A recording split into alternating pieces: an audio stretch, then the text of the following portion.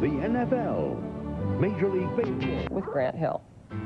If your two leaders step up and they say, this is our coach, then everybody else falls in line.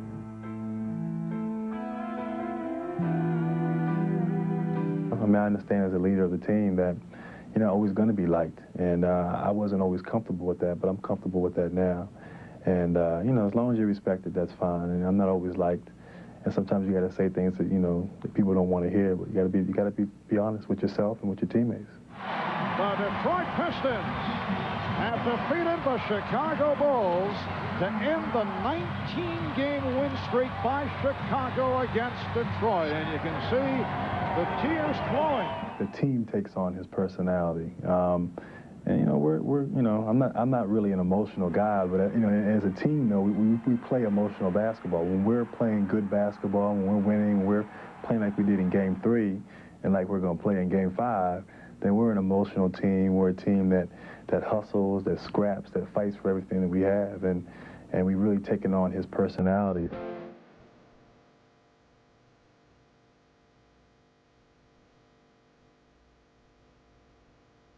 Grant, do you remember when the Bulls used to constantly try and beat the Pistons and they couldn't do it? Jordan could never quite get over the hump. Do you feel as though now you're the guy who was in the same position that Jordan was all those years ago?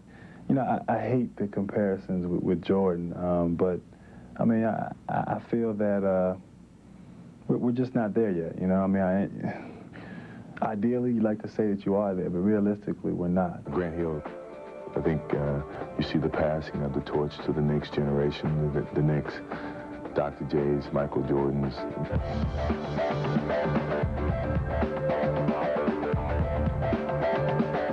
You'd like to be, you know, where the Bulls are, you know, and that's, yeah, I'm constantly reminded by Doug and by people in the organization that to be a championship team is going to take time, and you know, you have to take the necessary steps to get there, and you know, didn't happen overnight for the Bulls, didn't happen overnight for the Bad Boys, so you know, I'm always reminded of that, but you know, quite naturally, you want to, you know, you want it now. You guys had a chance to put the Hawks away and avoid a Game 5. How do you feel about letting that opportunity slip away? Personally, I feel upset. I think the team on a whole is upset and disappointed because, like you said, we had an opportunity, you know, to close this series out in Detroit, and they forced this Game 5. And I guess now, in some ways, the momentum has swung back in their favor. What's the feeling internally with the ball club as you approach a Game 5, being a young team and knowing that everybody's looking at you to try and get past this? You know, it's weird. You know, like Joe Dumars, Rick Mahorn, Otis Thorpe, those guys who've been on championship teams, they can, you know, tell us all the stories in the world about what it's like to be in the playoffs, what it's like to win a championship, you know, what it's like to be in a Game 5 series. I really believe that you have to go through it to really understand it. You have to go through that experience. Grant Hill talking about going through the playoff experience of losing, Doc. Is that crucial in the formation? And a big reason, Marvin, is they're knocking down their perimeter shots, something they've had problems doing in the first quarters of the previous games. When those shots fall, everything seems to look better. Randy Brown trying to feed it Scottie Pippen, but stolen by Mookie Blaylock.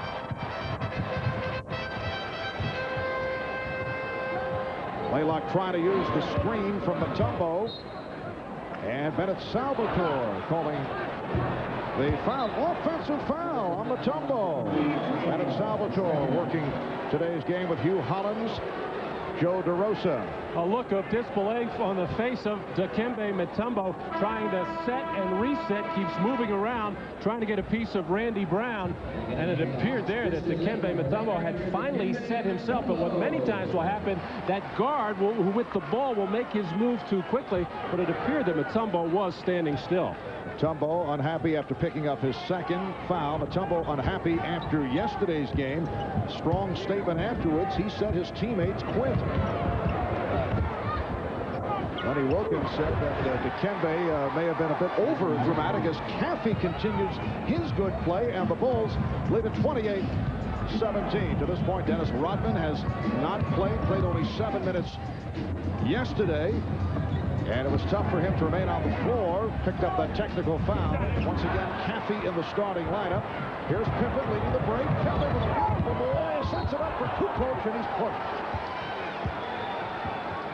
Tony Kukoc, who helped turn things around yesterday with a terrific game. 6 of 12 from the field, 16 points. Well, it was the whole supporting cast for the Chicago Bulls, as both Michael Jordan, Scottie Pippen having tough shooting days. Big numbers from Tony Kukoc. Steve Kerr came up with a big 3 in the fourth quarter. An outstanding job for Jason Caffey, who started in place of Dennis Rodman, but did a pretty good imitation with 8 of his 11 rebounds at the offensive end. And Judd Bushler checks in for the first time. Judd played only 9 minutes yesterday, did not show up in the stat sheet, but did a terrific job off the boards, keeping the ball alive on a number of occasions. We're down to 20 seconds remaining, first quarter. Smith putting the move on Bushler, and a foul. Bushler used the knee. Bulls over the limit. And Smith to the line. He's 3 of 4 at the foul line. Luke Longley has already picked up 2 fouls. He's on the bench. The same as you saw for Dikembe Mutombo. He has 2. A High Point man, Scottie Pippen, with 13 points. Well, at 6'8", Steve Smith, a very good post player, but that's been taken away a great deal by Scottie Pippen. Not the most mobile guy on defense, does not move his feet very well, so consequently, if you get him out on the open floor, you want to put the ball on the deck and try to beat him to the basket. The big adjustment that Chicago made yesterday was putting Pippen on Smith to take away his post game and his ability to get the foul line, and it worked. That's an unbelievable stat. Steve Smith with no assists in 128 consecutive minutes and counting. Doing his Yinka Dare imitation. Kukoc forcing it up with the shot clock running down, and he also took a hit. We're down to 2 and 3/10 seconds remaining in this first quarter. Alan Henderson, who had just come on, is called for that low bridge foul.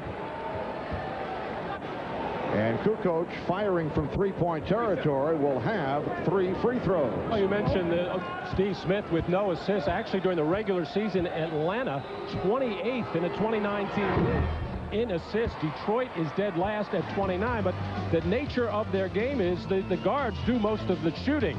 Here's Tony Kukoc in his 3 games so far, really breaking out yesterday, making 2 big 3-pointers in the fourth quarter. And Kukoc 4 for 4 at the line in this first quarter. What a day in the NBA playoffs. Earlier, Knicks defeated Miami 77-73 to go up 2 games to 1. The Knicks came back from 12 down in the second quarter, and moments ago, as you saw in overtime, was Houston over Seattle. 110-106 on a clutch shot by the rookie Matt Maloney. 3 games to 1 lead for the Houston Rockets. Final seconds. Blaylock gets it off from center court. So after 1, it's the Bulls 33 and the Hawks 19. A fast start for Scottie Pippen. 4 of 6 from the field. 13 points.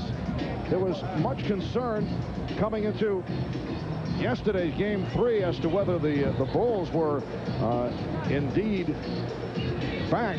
Well, they demonstrated that they were yesterday with the rout, and they followed up with a strong first quarter performance. Michael Jordan finding the range on the jump shot. That's the play of the day for the Hawks by Dikembe Mutombo. Well, Scottie Pippen came out with the idea of setting his game up with the perimeter shot, and it has worked so far. Mookie Blaylock, who was shut down effectively yesterday by Ron Harper, getting one there. And a look at the leading scorers. Pippen with 13, Jordan 7, Blaylock with 7 points. Mookie Blaylock saying after the game yesterday that he had a number of open shots. He was very disappointed with his play after the good outings in games 1 and 2, and felt that he rushed shots, and that can certainly be said for many members of the Atlanta Hawks. Well, he said he lost his rhythm and consequently lost his confidence, and really the Bulls took them out, being the Atlanta Hawks, took them out of their pick and roll game, which was so effective effective in the first 2 games of the series by trapping Blaylock, getting the ball out of his hands, and Ron Harper deserves a lot of credit there.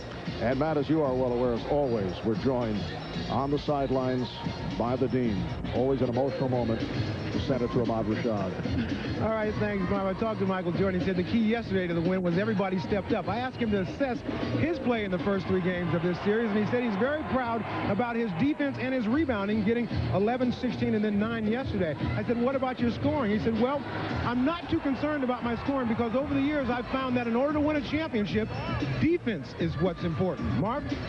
All right, thanks, Ahmad. Atlanta shot only 5 of 15 in the first quarter. The Bulls, 11 of 19. Good shooting first quarter for Chicago. Recapping this series. In game 1, the Bulls 100-97. They came from behind, led by Jordan, 34 points, 11 rebounds. Bulls did it in the third quarter. Game 2, the Hawks win 103-95. Mookie Blaylock on fire from three-point range, 8 of 9 from downtown. Atlanta shot 52% from the field. And yesterday here at the Omni in game 3, the bench did the job. The supporting cast backing up the starting players, and the Bulls with a rout, turning it all around in the second half. Dennis Rodman has checked in for the first time. Played only 7 minutes yesterday. 1 for 1 from the field, 3 rebounds, and a technical foul. Steve Kerr not able to hit as the second quarter gets underway. And Dennis Rodman playing absolutely no minutes in the second half, but he was told by Phil Jackson at halftime that he would not play. Henry James, who has the terrific outside shot. Henry James played for Len Wilkins in Cleveland. He's had some good moments during the course of the regular season. And Brian Williams stepped out of bounds. So the Bulls lead 5-1. Leitner beat the Bulls down court, but Jordan able to recover and came up with a block shot. Here the reaction, fans thought there should have been a foul. Here's Brian Williams. And he was fouled. Foul committed by Henderson. Well, the Chicago Bulls very slow in transition defense. That pass from Blaylock over the top as Leitner had a huge lead, but Michael Jordan hustling from behind and hit a lot of ball, but also I'm sure got a lot of body just by the reaction. Although Christian Leitner not making that big a fuss, it's coming more from head coach Lenny Wilkins and the sold-out crowd here at the Omni. Brian Williams provided the Bulls with a major lift yesterday. 7 of 11, 14 points off the bench. Michael Jordan and Steve Smith have been chatting with one another throughout the series. Michael, who has been known to like to talk, has preferred not to talk to Steve Smith, instead trying to concentrate on just playing the game. Bulls lead by 12. Blaylock and Smith in the backcourt. Henderson with James and Leitner on the front line. Smith posting up against Jordan. Rebound went through the hands of Rodman, but picked up by Jordan. 4-on-2 for the Bulls. Good recovery defensively by Atlanta. And Dennis Rodman ran the floor extremely hard, just trying to make something happen. He looks like he wants to get into the flow and make a contribution. Kerr, rebounded by Jordan. Michael Jordan with 9 points, and the Bulls now lead 36-22. Chicago hoping to take the series back to the United Center, up 3-1. The Hawks try to tie it up at 2 apiece with game number 5 in Chicago on Tuesday night. Illegal defense against Chicago for the second time, so it will lead to a technical foul. Well, Dennis Rodman trying to get to the boards. His timing is way off. No lift there. Loses it, but does not fret about it. Just running the floor hard. And with Dikembe Mutombo out of the game, a lot more opportunities in and around the basket for second shots. And that's what got Dikembe up and off the bench and back into the game. As Steve Smith shoots the technical for Moore. on Dennis Rodman. Let's go to Ahmad. All right, thanks, Marvin. You see, over the last few games, Dennis Rodman has worn an assortment of braces. He's not wearing one today. I talked to him before the game and said for the first time that he feels fine. And as you can see, he's running very well and looks a lot better without that brace. So I think he's coming around on that injury. Marv? All right, Ahmad, yes, Bulls players have been upset with the lack of energy level that Rodman has shown. That does not seem to be the case to this point today. We'll be right back. The NBA playoffs continue next weekend on NBC.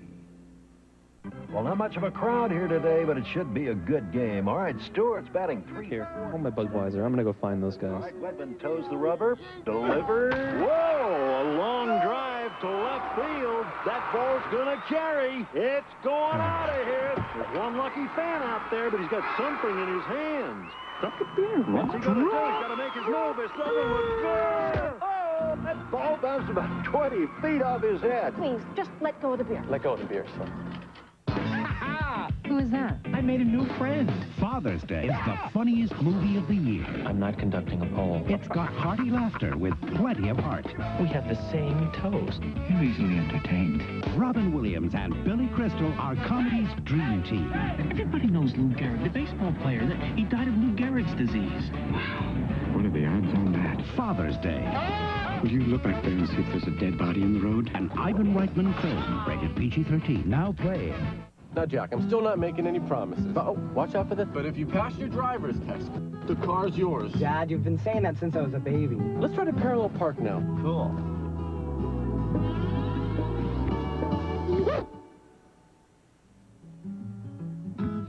The 1997 Mitsubishi Galant. Reliability other cars only dream about. The Galant, Mirage, and Diamante. The family of sedans from Mitsubishi. Built for living. The NBA on NBC is brought to you by Budweiser, Beechwood aged for a crisp, clean, classic taste. By the 97 Mitsubishi Galant, dependability that goes the distance, built for living. And by Allstate, for home, auto, life, and business insurance, being in good hands is the only place to be. Well, a 77-degree day here in Atlanta. Look at the fountain in Centennial Olympic Park. Across from the Omni, Marv Albert with Matt Guokas and Ahmad Rashad. 2 minutes gone by in the second quarter. Game 4 of the East semifinal series between Chicago and Atlanta. Scottie Pippen leading the way with 13 points. Michael Jordan with 9. Dennis Rodman is back on the floor. Dikembe Mutombo back on the floor, although he has 2 fouls. Mookie Blaylock putting the move on Steve Kerr, and then Kerr with the steal, but stepped out of bounds. Well, I should say Christian Laettner getting a post-up opportunity, waiting for the double team instead of making a quick move. But Steve Kerr very active on the weak side, getting in that passing lane, but just couldn't control that foot stepping on the line. Blaylock and Michael Jordan going to the board. That's his 5th rebound. Here's Brian Williams in the open floor beating Mookie Blaylock. Now, this has been a problem for the Hawks in a number of the games so far. When they miss shots, they're kind of hanging their head right now. Ice cold from the field, just 6 for 19, but they can't worry about that. Have to get back on defense. And Christian Laettner missed on the slam attempt. Oh, Brian Williams, a terrific athlete who can get up and down the floor, has finally gotten into reasonably good shape after being out all season long with that knee injury before signing late with Chicago. Steve Kerr off the lead pass, and we are seeing the Chicago Bulls that we saw for the most part during the regular season. A 17-point lead with 3 minutes gone by in the second quarter. And a foul. Hugh Hollins, the outside official, with the call. Well, the Hawks, normally a very good defensive team, have really gotten caught flat-footed, standing straight up. Nobody bending their knees, nobody anticipating. And I think they're hanging their head because they're not shooting the ball well. But the only way they can get back into this game is dig in defensively, get some runouts. I think they're trying to get too many different people scoring opportunities, whether it's the guards, Smith and Blaylock, or Mutombo or Laettner at the other end, and that's too many. Foul was called on Kerr. The Hawks have hit only 1 for the last 10. Kukoc knocked it away, and a loose ball foul on James, who tried to get it back. It's been all Chicago. Well, you can log on to NBA.com and check out current NBA playoff leaders in 10 statistical categories, all updated through the previous day's games. So there's something new every day on NBA.com, the official website of the NBA. Eldridge Recastner now pressing Michael Jordan. Atlanta Hawks 8 of 32 from the field in the second half yesterday. First half 6 for 21. They cannot find the range. Meanwhile, the Bulls continue their charge shooting. Brian Williams now has 7. 42-23 Chicago. And there have been times when Chicago has been reluctant to go to the basket. Not anymore. And Dikembe Mutombo is not scaring them one little bit. Here's Kerr for three. Mutombo rebounds, had a punch out of his hands by Williams, who goes diving into the Chicago bench. And a foul call. It is on Brian Williams, but good hustle by Williams. And assistant coach Frank Hamblin at Brian's mercy there. Jimmy Rogers a little bit quicker of foot. He was able to get out of the way. But Brian Williams likes to go into the stands. You see the bench scoring advantage for Chicago, and Brian Williams has been a big part of that, and he'll get a breather. Brian Williams signed as a free agent after Bill Weddington was injured. He averaged just under 16 a game for the Los Angeles Clippers last year. Sat out this season during the regular season. Sat out most of the way due to knee surgery and that contract dispute, and then signed on with Chicago. Here's Recastner. See, Dennis Rodman's timing is still off, and he's upset with himself. Not able to get to the ball. Henderson was able to score on the putback. Bulls lead 42-25. Jordan double team, gets it to Kukoc. He thought he was bumped. Couldn't believe there was no foul call. Wow, when it drops about 10 feet short. I've seen air balls before, but not that short. Blaylock evidently hit him on the elbow. Scottie Pippen is getting set to return, and a foul is called on Rodman. Rodman and Leitner got involved. Well, there, Dennis Rodman just too slow to react to the shot. Couldn't get off the floor at all. That's where a lot of that frustration is coming from. A lot of it has been some of the stomach virus problems that he's had. And, of course, the knee injury that he has had. And Ahmad Rashad reporting earlier that Dennis has finally taken that knee brace off for good. Took it off in yesterday's game as well. And they called a double foul. Leitner and Rodman were hit. 5 minutes gone by in the second quarter.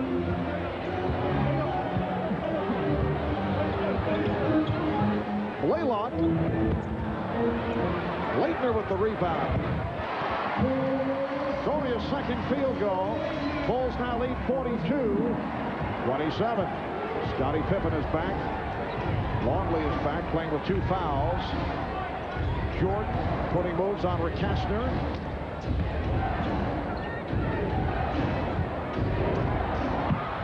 Jordan lost the grip. And it will be Atlanta ball, but first a timeout with 6:35 remaining in this first half. The Mitsubishi Eclipse Spider GST. Vorrei del pane tostato. Vorrei del pane tostato. The perfect way to express yourself in any language. Dove sono le valigie? Dove sono le valigie? Buon gusto, sei bella e parli italiano.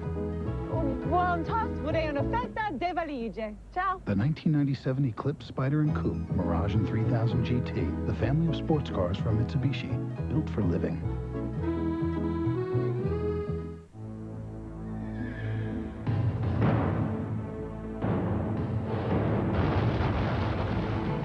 This year at the Kentucky Derby, the Preakness, and the Belmont Stakes, there's an absolute 100% sure thing. If you try to use American Express, you won't get in, because the only card accepted at the gate is Visa. It's everywhere you want to be. What do you get when some really small group of people gather in some tiny, sweaty little club to see some incredibly huge band. But nobody knows who it is until the second they hit the stage. The Miller Genuine Draft Blind Date. Small clubs, large bands, big mystery. Explore the unknown. Okay, here we go, Blue. Hello. Pop, pop, pop. Double leap. That's your shot. Yeah. Good job. Way to roll like that. 2. We got a shot. We got a shot. Oh, got it right, got it right, got it. Yeah. Come on, sir, roll. Nice, yeah. Nice. Stay with it, stay with it. Yeah, I got you. Heavy, heavy. NBC Monday. All new All-Star Bloopers. The biggest blockbuster movies, the biggest shows. You're popping out. All new Show Me the Bloopers, NBC Monday.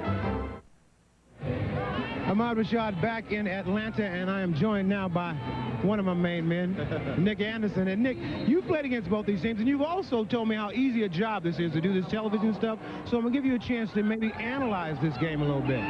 Well, I'll analyze it. The Bulls are just taking over, just plain and simple. There's no analyzing to it.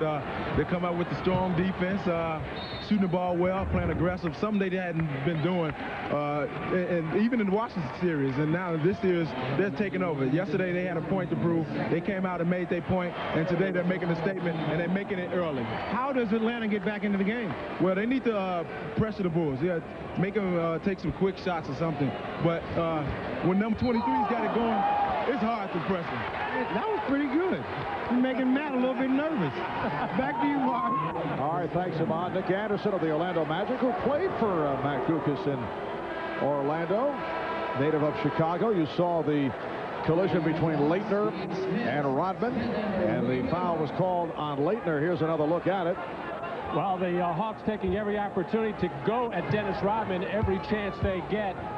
Not respecting his defense very much. Nick Anderson all over what's been going on in this first half. And since the start of the second half yesterday, Mark, Atlanta being outscored 96-45 and shooting just 25%. That's unbelievable. Now we'll see that scramble between Rodman and Laettner. Well, at least Christian Laettner making a move and not waiting for a double team. But Dennis Rodman just timing it perfectly and taking that bump.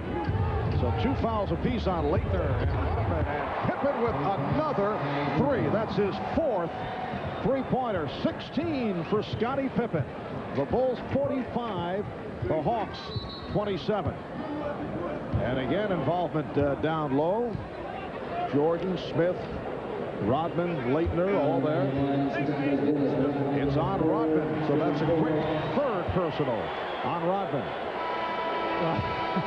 Well, there again, a double foul was called on those two a little earlier, and that, if the foul's going to be called, that probably should have been another double foul, but probably deserved no call. But there again, the scrutiny on Dennis Rodman as the officials watching every little move that he makes, and most of the calls were going to go against him because of his track record.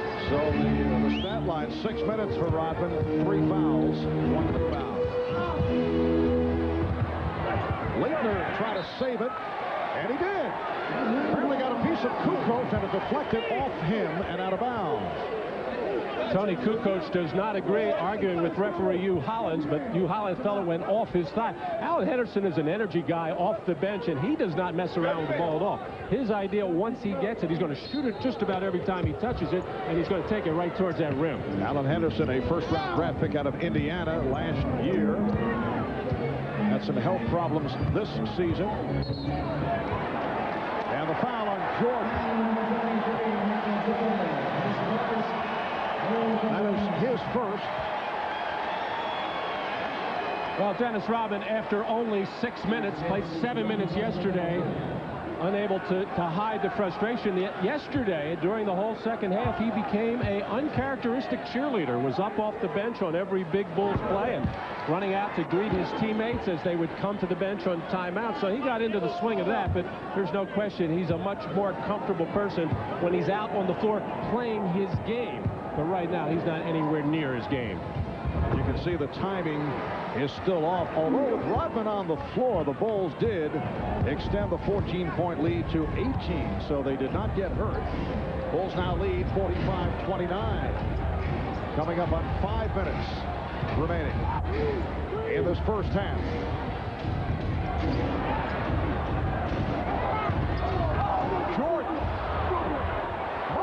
Jordan able to slip away. Crowd was looking for a traveling violation, and Michael enjoyed that move. Well, Michael's smiling because he didn't think that shot was going to go in. First of all, he was drifting to his right. It looked like the shot was going to go off on the right. But when you're hot, you're hot. 11 for Jordan. Henderson backing Pippen. And again, the Bulls collectively to the board, and Pippen and Henderson had words. And Pippen being ushered aside. Well, you rarely see Scottie Pippen get into any kind of altercation with another player, but he felt that Alan Henderson, after this missed shot, in an attempt to go back up there, just pulled him down, which is what he did. And then the leg whip over the top. Good wrestling move by Alan Henderson. Yes, you can understand Scottie Pippen's point of view. Henderson did drag him to the floor. 4.5 remaining in the first half. Bulls have an 18-point lead. Ignited by the early shooting of Pippen. They double up on Jordan. Finds the Luke Longley. Well, the gamble didn't pay as Mutombo came up high to help out on Jordan, and it left Longley open. And that's what started in yesterday's game. Draw Mutombo away from the basket, but the Bulls are having a tough time getting Longley to make that hard cut. Mutombo on the recovery, and he was fouled. Well, in a back-to-back situation, Michael Jordan looks very quick to me today, even on that last sequence defensively, moving very quick. But you see him drifting there. Looked like that shot was going to go off right. That's why the little smirk on his face. And then the pick and the roll as Dikembe Mutombo unable to bother Michael Jordan's vision. And what the Bulls keep telling Luke Longley, make that roll and hard cut to the rim and look to expect the pass. It's there because Dikembe Mutombo is not doing a good job on pick-and-roll defense away from the hoop. Longley picked up his third, replaced by Brian Williams. Luke with 4 points. Mutombo a 71% free throw shooter. 49-31 Chicago. The Bulls seeking to make it a 3-1 lead in this best of 7. With Game 5 back in the Windy City on Tuesday night. Jordan putting on a series of moves and then concluding with an air ball. And again, by Michael's reaction to the referee, apparently Steve Smith got a tip of the elbow. And that shows some lazy defense on the part of the Hawks. Now, they got away with 2 of those, one on Kukoc earlier, but they're not really challenging shots. They got a little chippy trying to hit wrists and elbows. Christian Laettner driving on Tony Kukoc and gets the call. Kukoc with his first. Oh, Michael Jordan, you saw right there Steve Smith running by. And Michael Jordan right now smiling at Steve Smith like, now Steve Smith looking at me like he got away with one there. But that kind of defense you will not get away with very many times. The officials watch that very closely with jump shooters getting hit on the elbow. And Henry James checks back in, replacing Dikembe Mutombo, leads with 5 points. Brian Williams will sit down. Robert Parrish making his first appearance of the weekend in Atlanta. Robert Parrish, 43 years old in his 21st NBA season. See these scores from earlier. The Knicks beating the Miami Heat at Madison Square Garden, 77-73. And in overtime, Houston defeating Seattle, 110-106 for a 3-1 lead. Michael Jordan right back and having a conversation with some fans at courtside. He claims he was hit once again. 13 points for Jordan. And the Bulls lead 51-32. Illegal defense for the 3rd time called on the Bulls. Well, Michael has been having a lot of conversations, not with Steve Smith, but with a number of fans on courtside. This time, Michael wanting to go up with a shot, little fadeaway there, so Smith really couldn't get to him, figuring next time anything close, he's going to get the benefit of the call because he didn't over-argue on the last time that he was touched on the elbow. Very few players who have that kind of control to entertain themselves with the game within the game. Larry Bird used to do it, and Michael Jordan has been a master of doing it. A look at Michael during the course of this series: 34, then 27. Did not shoot well yesterday at 21 points, but so instrumental in that turn by the Bulls in the third quarter. And that has really built the confidence for Chicago coming into this game 4. Michael very active defensively, as you saw right there, going for the block on Henderson, although he did commit the foul, and Chicago calls for time. Now, Jack, I'm still not making any promises. Oh, watch out for this. But if you pass your driver's test, the car's yours. Dad, you've been saying that since I was a baby. Let's try to parallel park now. Cool.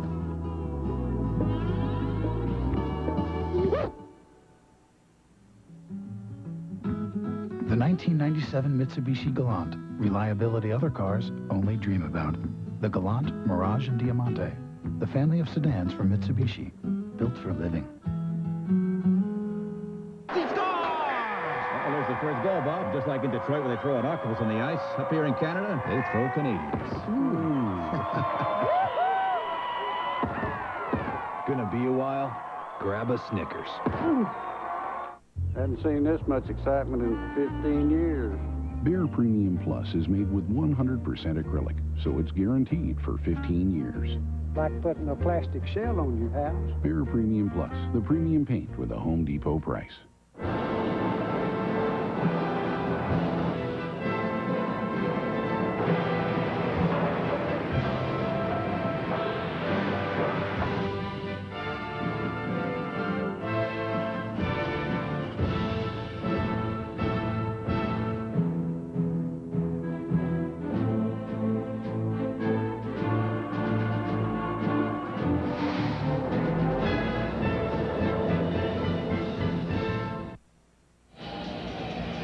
Well, there you see it. Michael Jordan so far 6 for 11 from the field. Started this game very perimeter-minded, taking jump shots, but then warmed up, slicing between the defenders, taking it right to Mutombo, hustling back on defense to swat another one from away from Blaitner, and then the pick and perfect roll to Luke Longley and the old North Carolina point. And the shot chart, 6 for 11 from the field. You see the perimeter shots. Michael now starting to think more, drive to the basket, showing no respect for Mutombo, and I think the Bulls are in that mode right now. They don't care if Mutombo blocks some shots. They feel confident that they can get some second opportunities. So the Atlanta Hawks continue to have their problems offensively. This goes back to the second half yesterday afternoon. The Hawks' last field goal was 4 minutes ago. Atlanta, since yesterday, 16 of 61. That is unbelievable. 8 of 29 in the game today, and 8 of 32 in the second half yesterday when they were blown out by 20 points. Here's Jordan. And a loose ball foul on the Hawks. Foul on Smith. That is his second. It is a non-shooting foul. Down to 2:38 remaining in the first half. The Atlanta Hawks have not lost 2 straight at home all season. Hawks so successful here at the Omni, 36-5 during the regular season. 3rd best record in the league. Traveling violation. And a good call. Michael knows it. Just a little look to you, Hollins. Apparently moved that left foot first. The catch, yep, a little skip with the left foot and go right. He'll get by his man every time if he does that. Henderson banking Pippen. Blaitner couldn't control. Henderson. Alan Henderson in traffic. Comes up with a second field goal. He has 6 points, and the Bulls lead by 14. Well, there's no question that Alan Henderson is the most energetic of the Atlanta Hawks. playing very hard at this moment. He's going to try to pick up his teammates.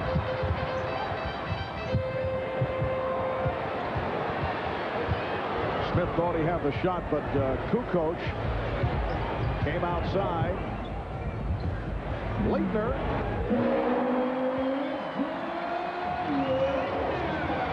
And Steve Smith has come up with an assist.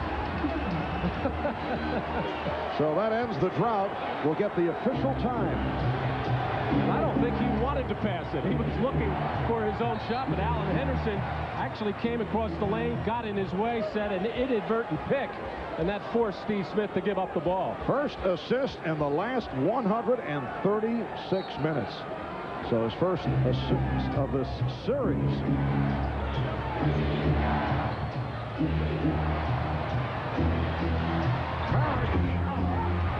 Robert Parish way off. We come up on a minute remaining in the first half. Smith for three.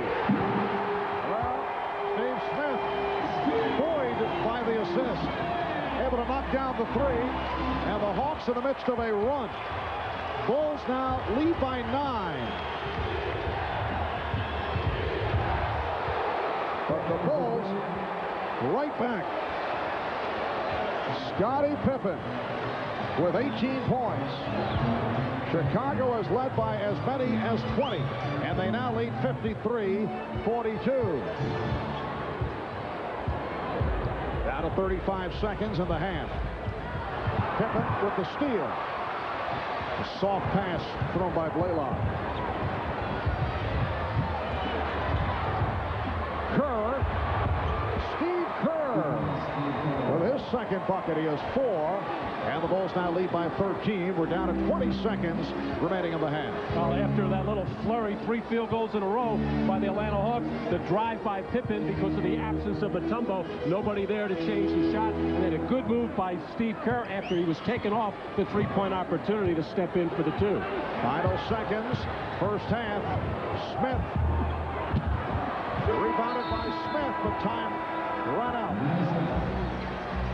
So at the half, sparked by Scottie Pippen with 18, the Bulls by 13. Coming up, the Prudential halftime report with Hannah Storm. Tonight, may the Force be with you. It's Star Wars Mark Hamill on an all-new full-hour Third Rock. But the aliens want Luke off their planet. Not so tough without Chew Bacon around, are we? And Sybil's Christine Baranski wants Mary's Guide. Plus, 1 week from tonight, it's the Third Rock visual effects at 3D Spectacular. With or without the glasses, it's going to be out of this world. It's the must-see Third Rock event. Coming 1 week from tonight on NBC. What does it take to be the new news leader? At News Channel 8, it takes investigative stories on your new Justice Center and its mind-boggling price tag. You want someplace decent, but there's extremes. Exclusive stories that showed you some of the hidden taxes you pay without even knowing. It makes me angry. And in-depth stories that took you to the heart of the boycott, which hung over Portland Public Schools. For the stories that make a difference to you, turn to News Channel 8, where the news comes first. Round Table's exciting new Maui Zaui pizza is loaded with ham, pineapple, and fresh veggies. It's a special recipe, handed down by Hawaiian surf legend Kahuna Pete. Kahuna Pete liked to catch waves, guest star on Hawaii 5-0, and get down with his zany surf crew. Try a Maui Zaui. It's a real taste of the tropics. Round Table, the last honest pizza. This month, buy a large Maui Zaui for just $13.99. Direct from Ford, the great percent event is back at your Northwest Ford dealer. And that means your choice of low 1.9 financing for 48 months or big cash back on America's favorite cars. Get 1.9 financing or 500 cash back on Contour. Get 1.9 financing or 1,000 cash back on Taurus, Escort, and Thunderbird. Even get 1.9 financing on the all-new ZX2. Big cash back or 1.9 financing. Take advantage of the great percent event only at your Northwest Ford dealer. Home of 5 of the 10 best sellers in America. Again. Watch Matt Savino's weather weeknights on News Channel 8.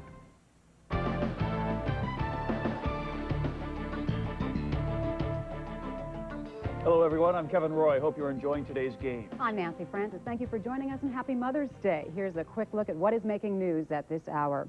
The Pacific Northwest continues to bask in summer-like weather today. Temperatures are in the 80s just about everywhere, even at the coast.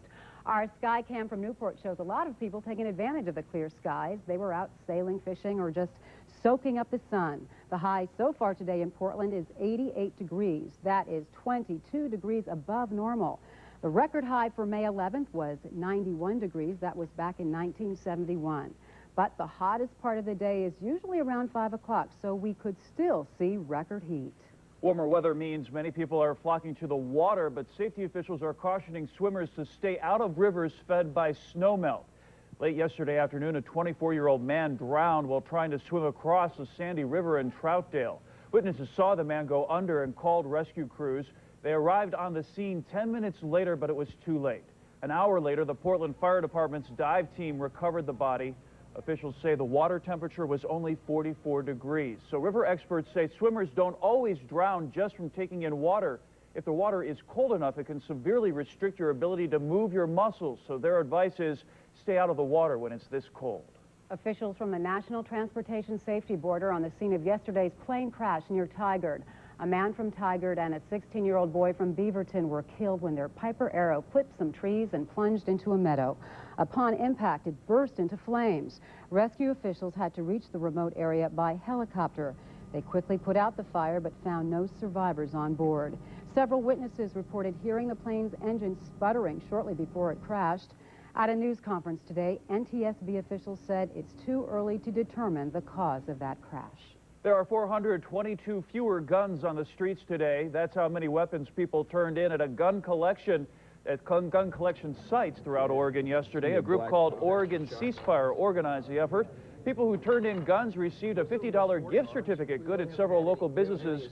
Many of the people who took part in the exchange were women who said they wanted to get the weapons away from their children.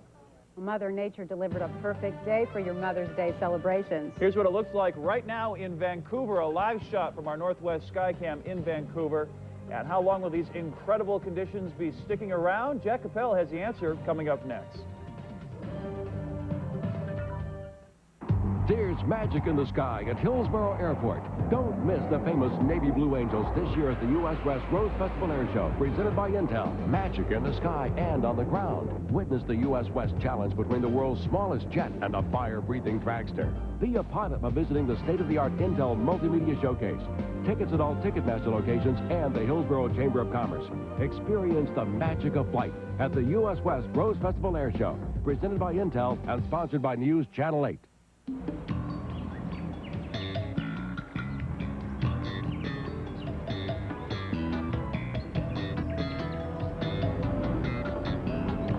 In some places, full-time four-wheel drive isn't a luxury. It's a necessity. The incredible 7-passenger Lexus LX 450. Take the high road at Lexus of Portland.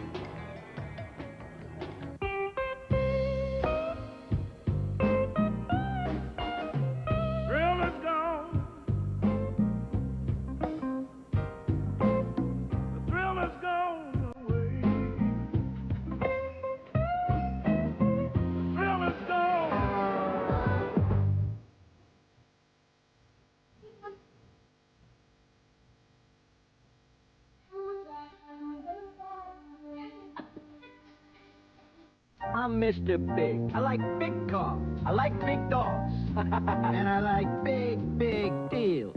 Like now at Taco Bell. I get the new big beef burrito for just 99 cents. It's loaded with double the beef, beans, lettuce, cheese, onions, and a tangy red sauce. The new big beef burrito from Taco Bell. The only thing that isn't big is the price. 99 cents. You'll never find a burger with taste this big.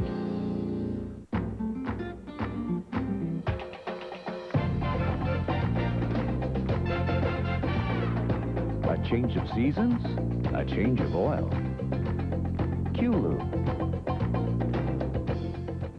I have news. Get 4.8 financing on all new Chevy Blazers in stock. This is one event you don't want to miss at your Chevrolet dealers Northwest now. Sky 8, only on Northwest News Channel 8.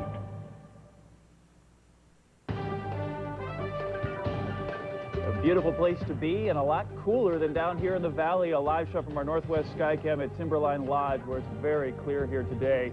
And it's a gorgeous Mother's Day, isn't it? Beautiful Mother's Day. Jack Appel, thanks so much for arranging this. Well, it was pretty nice. This is what happens when a hot, dry, high-pressure area gets centered to the northeast of you, and we get lower pressure to the south, and that brought some east winds over us, northeast winds, very hot and dry, and that east wind swept all the way down to the coast. And if we're down the seaside, we'll see temperatures down there right now in the 70s, but earlier today it was up to 89 degrees at Seaside. This is the Skycam from the Best Western Ocean View Resort. It's down to 71 there right now. All this because the northeast wind ended and the west wind took over. The west and southwest wind took over, brought in some ocean air, dropped that temperature down sharply. That's down all the way down to about 70 to 71 degrees, all the way down from 89 degrees earlier. Current temperatures here in Portland shows 88 degrees, and we should hit the peak of the temperatures just about any time, and it'll be cooler tomorrow because that marine air is starting to infiltrate over western Oregon. That'll be happening tomorrow. This is the temperature pattern over Oregon and Washington right now. Notice on the Washington coast in the 80s, the southern Oregon coast rather cool. Our forecast then for our local area is down from what it was today. I look for clear tonight, however, but tomorrow we'll start to get a little bit more of that ocean air coming in inland, so that'll drop the temperature down to about 83 degrees for a high here. On Tuesday, some morning clouds, but still we'll have sunny weather tomorrow, but no rain in sight as yet. All right. Thank you very much, Jack. It has been a Mother's Day tradition for 25 years down in Kaiser. The firefighters do the cooking for all the moms. It's their 25th annual Mother's Day pancake breakfast. 1,000 people turned out today, bringing their moms in for ham, eggs, and of course pancakes. The money raised today goes to the Volunteer Firefighter Fund. And that's it for this halftime news update. We'll have a complete report on all the day's top stories coming up right after the game. Until then, we'll send you back to the game, and we'll see you then.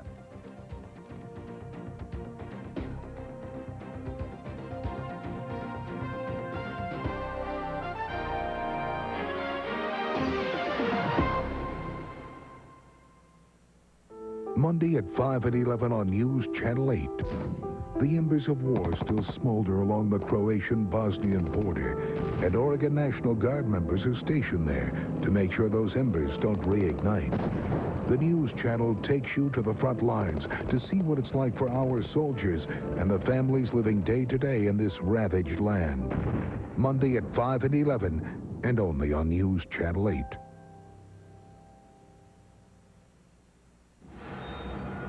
In order to keep cool in the burning sands of the desert, the leopard gecko licks the moisture from its eye. Of course, who wants to lick their eyeballs? Especially when you can get a Chevy S10 value package for about $12,900. Aluminum wheels, stereo cassette, and most importantly, air conditioning. The extremely cool Chevy S10, like a rock. Come closer. I have news. Chevrolet has just announced special low-rate financing on our most popular models. Get 3.9% financing on the worry-free Chevy Lumina. But wait, also get low 4.8 financing on rugged new Chevy S10 pickups and 4.8 financing on all new Chevy Blazers in stock, but only for a limited time. This is one event you don't want to miss at your Chevrolet dealers Northwest now. We've got a history, a way of making memories, a place you wanna be. Oh, tonight, it's never been more bright. You see the world in a different light. Alright, I'll see you tonight. Before you go exploring in the great Northwest, you'll need a map, a compass, and a Ford Explorer, built to handle the toughest terrain. Its available V8 delivers plenty of raw power. Its improved suspension tames those rough trails. And the dual airbags help protect you from the unexpected. Hey, Columbus, how about a hand? It's also got the most interior room in its class. Get a loaded XLT 4x4 for just $349 a month for a very limited time. Home of 5 of the top 10 sellers in America again. To become immortal. A legend who battled nature, amazing creatures, and the gods themselves. You cannot stop me! On what would become the greatest adventure of all time. Vanessa Williams, Bernadette Peters, and Armand Desante. You're home now. The Odyssey, coming next Sunday to NBC. This is Hannah Storm in New York. It's halftime in Atlanta. The Bulls leading the Hawks 55-42. We'll have highlights of the two early games in the NBA right after these messages. When Alan was 9 years old, I told him that he was going to play basketball. And so his coach Bearfield came to the house and he said, Alan, you ready? So I said, come on downstairs. And he said, I don't want to play no basketball. I don't want to go play no stinky basketball. And then when he came home from basketball practice, he rushed in the house, busting the door. Ma, it's fun, Ma, it was fun. And ever since then, he liked basketball.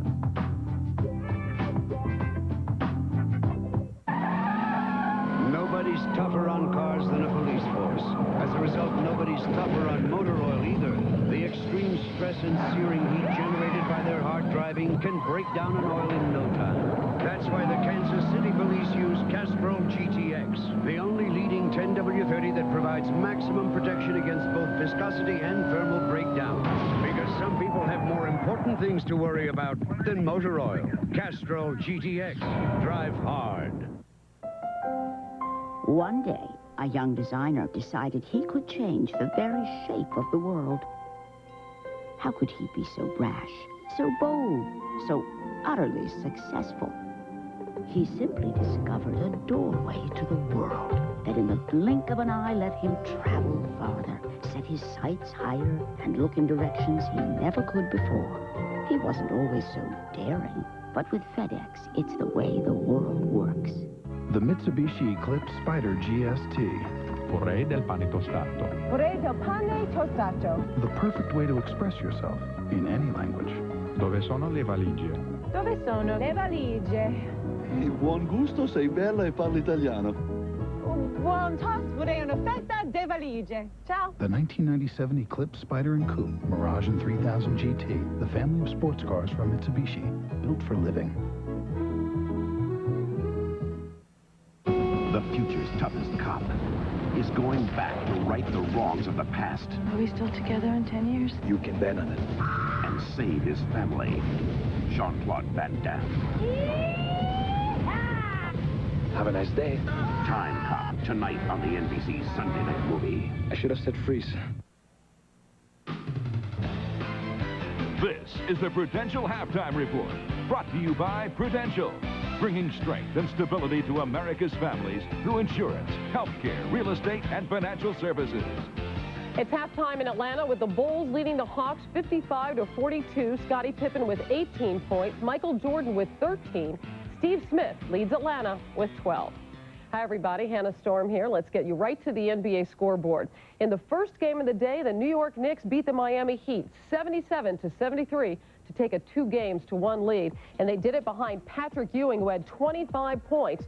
The Knicks came back from an 8-point halftime deficit in the fourth quarter. Ewing, working one-on-one against Ike Austin, hits off the spin move and puts New York up 67-62. Under 3 minutes left, tied at 73. John Starks shooting the three, fouled by Vashawn Leonard, but Starks hit all 3 of his free throws, gave New York a 3-point lead, and Miami with one last chance to tie it, but Tim Hardaway's shot is blocked by Ewing.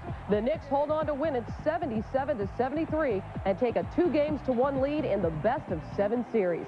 Here's Hardaway. Somebody said that, you know, they gave us a gift, but we gave that gift right back to them. So we should have won this ball game, but we gave the gift back to them. Today, for the most part, we struggled a little bit, but we was able to kick it into overdrive in the second half and get the win. It's going to come down to who overcomes all the obstacles, the physicalness, being in foul trouble, the wear and tear on your bodies. It's going to come down to who overcomes. Not much time to dwell on this one. Game 4 of the Knicks and the Heat is tomorrow night, right back at Madison Square Garden. Meanwhile, in the Western Conference today, Houston beat Seattle in a playoff thriller, 110-106 in overtime. Houston now takes a 3-1 lead with Game 5 back in Houston on Tuesday night.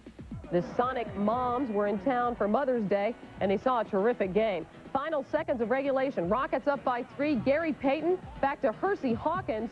who hits from the corner to tie the game at 98. They go into overtime. Charles Barkley missed 2 free throws that would have iced the game in regulation, but he redeemed himself in overtime, scoring the Rockets' first 7 points. Under a minute, Akeem Olajuwon, 9 assists, finds Matt Maloney, who hits the three-pointer. Maloney 8 three-pointers in the game. The Rockets take a 2-point lead there and go on to win at 110-106. They take a commanding 3-1 lead over Seattle. Here's Rudy T.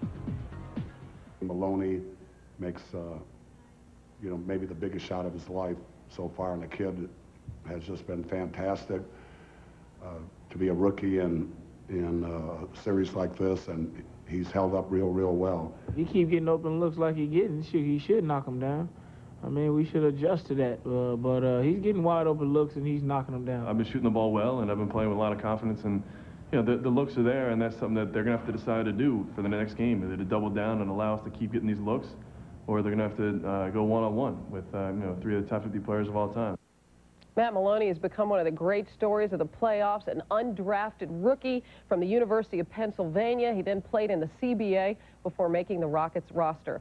And by the way, Maloney becomes a free agent after the playoffs. It's halftime in Atlanta. The Bulls are leading the Hawks 55-42, and we'll send it back for the second half right after these messages. This has been the Prudential Halftime Report, brought to you by Prudential, bringing strength and stability to America's families through insurance, healthcare, real estate, and financial services. Prudential has helped protect and support families for over 120 years. With the largest capital base of any life insurance company in America, we've always been there for families, paying over 85 million claims. Today, Prudential touches 1 out of every 5 people in America. People think we have quite a history, but all we've ever really done is help insure the future. The Rock, we've been there, we'll be there.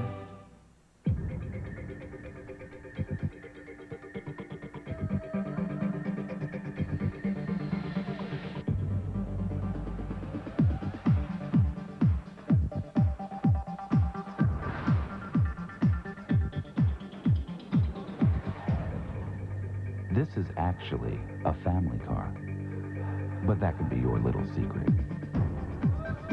Ford Taurus. At the age of 21, he is rewriting golf history. After his amazing win at the Masters, Tiger Woods goes for his 7th USGA championship in 7 years.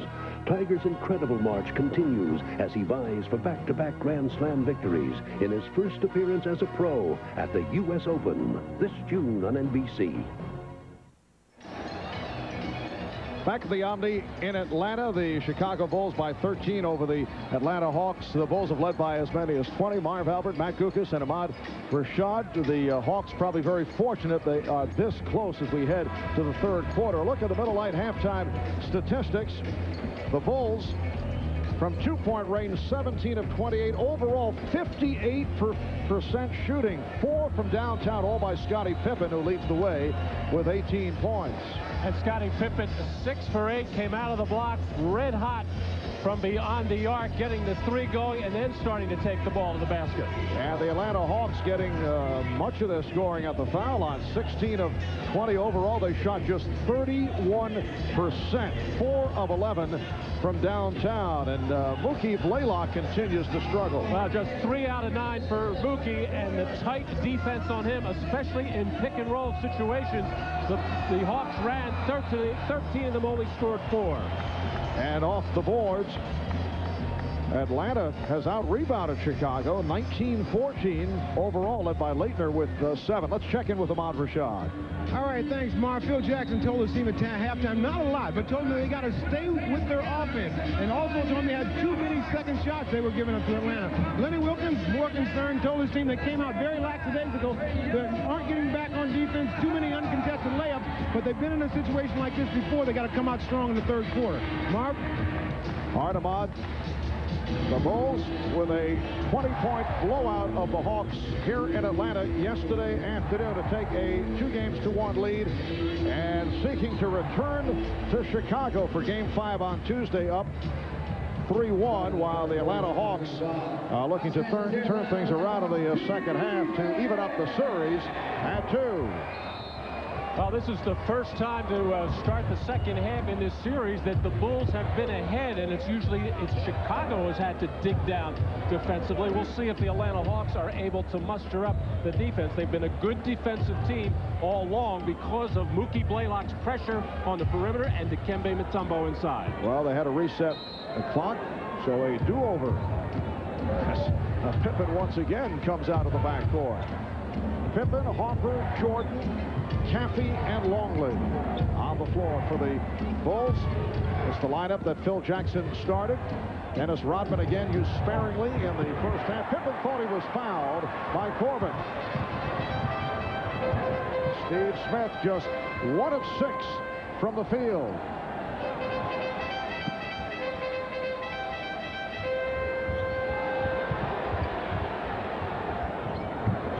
Shot clock rolling down. It's at 5. Blaylock and Longley with the box out. Well, a lot of movement, a lot of motion there, but not really coming up with any kind of execution, and then having to settle for another 4 shot. The Chicago defense continues to challenge just about every shot. Jordan's pass was broken up by Mutombo, and last touch by Caffey.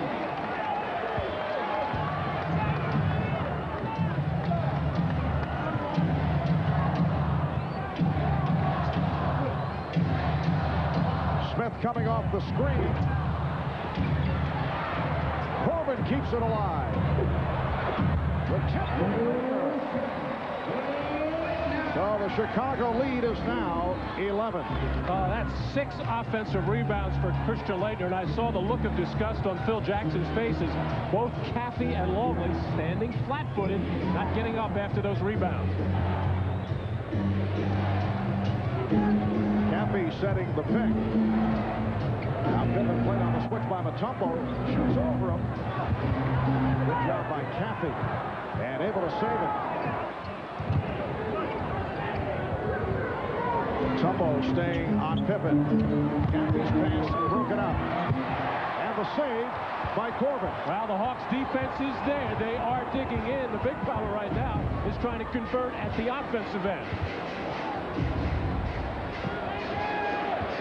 Mutombo off the head fake and drew the foul. That is number 4 on Luke Longley. Well, Atlanta does not want this to happen. What happened yesterday when the Bulls really turned it up, starting with the third quarter? This was the bad shooting by Laettner, Mutombo. Steve Smith couldn't hit anything, and Mookie Blaylock was swarmed all over. Hawks with only 8 field goals in the second half yesterday, outscored 54-28. That was the worst half in Atlanta's playoff history. Well, Atlanta now 16 of 21 at the foul line. Dikembe 3 of 5, has just 1 field goal.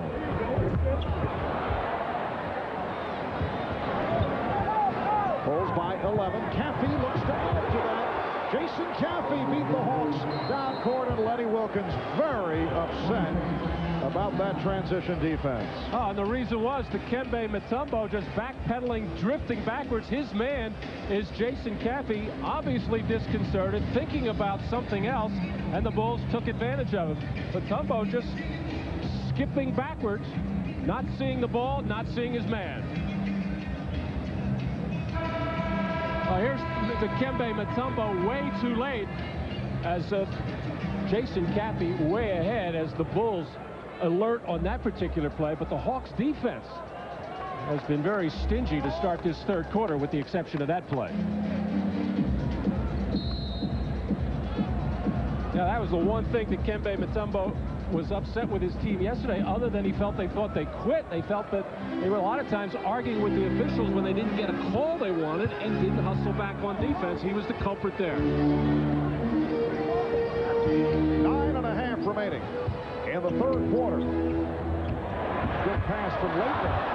And Corbin not able to convert. And then Corbin came from out of bounds. And a foul is called. It's on Mutombo. For Mutombo, that is number 4. Well, nice slip inside as Tyrone Corbin hearing the footsteps of Luke Longley. And then, as trying to save that ball, kind of whipped at Ron Harper to knock him out of the way.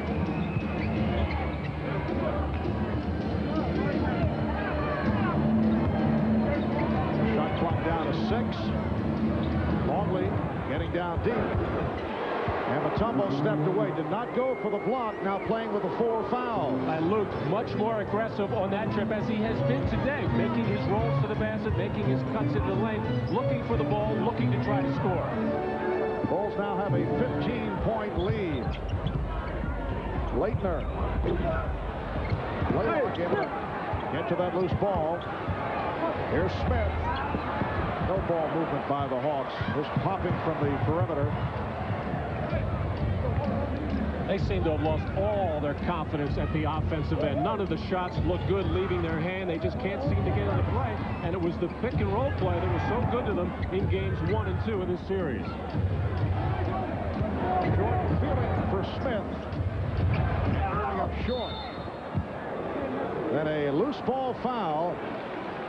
It's on Longley. Well, tomorrow night, the NBA playoffs continue on TNT. East-West doubleheader followed by Inside the NBA. That's tomorrow night.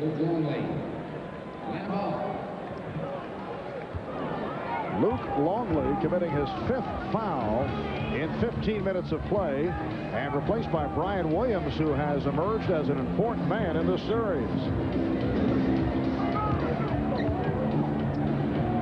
He's done a good job on Leitner. Here's Smith for 3. Steve Smith continues to struggle. Nice play by Harper. And was trying to get the timeout, but apparently it was not accepted. He had landed and did not indicate until he hit the floor. So the Hawks maintain possession. Mutombo hanging in with the 4 fouls. Here's Blaylock over. The poor shooting by the Hawks continues in this 3rd quarter.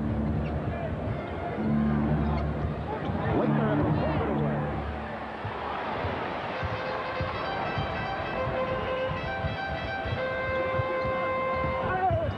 Blaylock.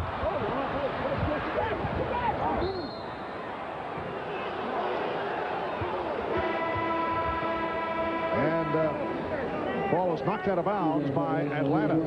Atlanta 1 of 10 from the field here in the 3rd. In yesterday's second half, the combination Mookie Blaylock and Steve Smith 1 for 12 and not much better in the first half. 4 for 15 as neither of the 2 key guards and 2 key scorers unable to get it going. Pippen fouled. Alan Henderson called for his 3rd foul. 6:59 remaining in the 3rd. Timeout taken. Henderson's 3rd. NBA.com. Log on and get connected. Hey, Max. Why just sit around when you could have fun in the new Ford Escort CX2? Nowhere to run to, baby. Nowhere to hide. Everywhere I go, your face I see. Every step I take, you take with me. Nowhere to run to, baby. Nowhere to hide. Ford Escort ZX2. Grab life by the wheel. Max?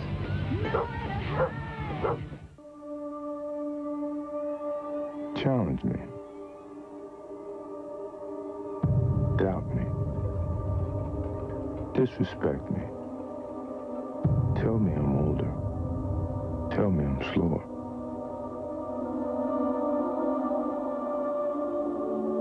Tell me I can no longer fly. I want you to. Something has survived. Something amazing. Something powerful. Something dangerous.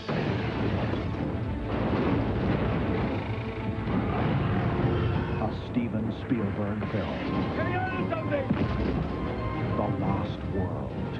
rated PG-13. Starts Friday, May 23rd at theaters everywhere.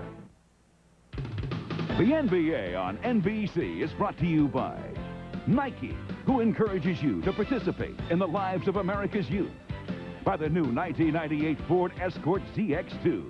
Grab life by the wheel. And by Lucent Technologies.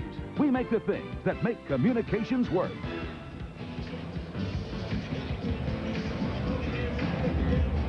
Back at the Omni in Atlanta, the Hawks having major problems once again in the third quarter. They have hit only 1 of 10 from the field. For the game, they're shooting just under 27%, 12 for 45. While the Bulls at 56% shooting, led by Scottie Pippen, who now has 19 points.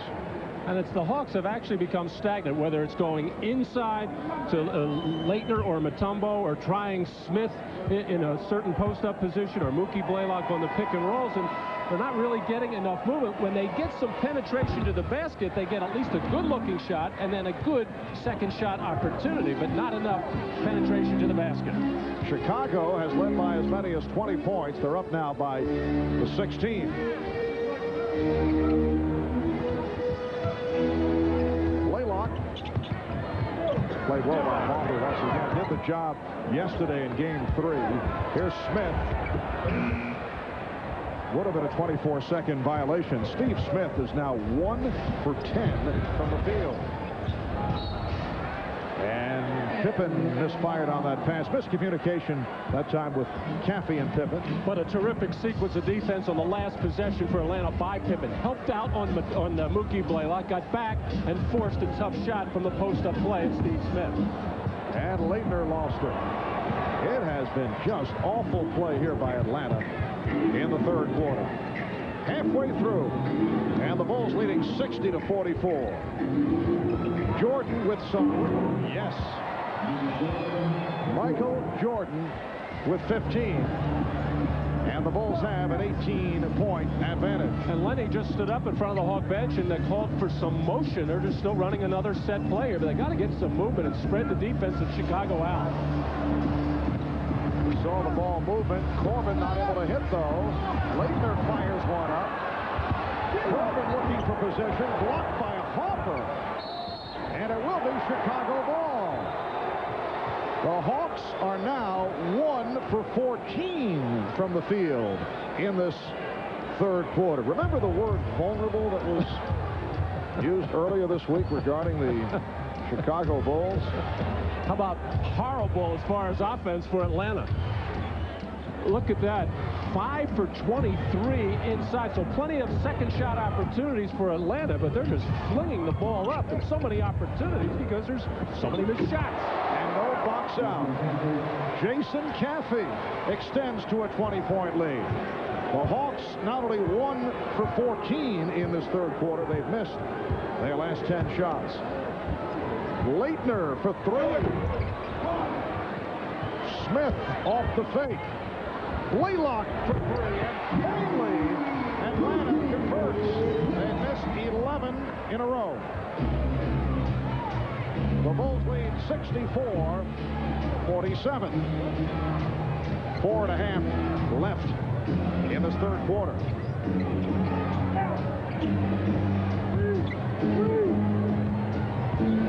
Shot clock at 5. Hoffer for 3. And a loose ball foul.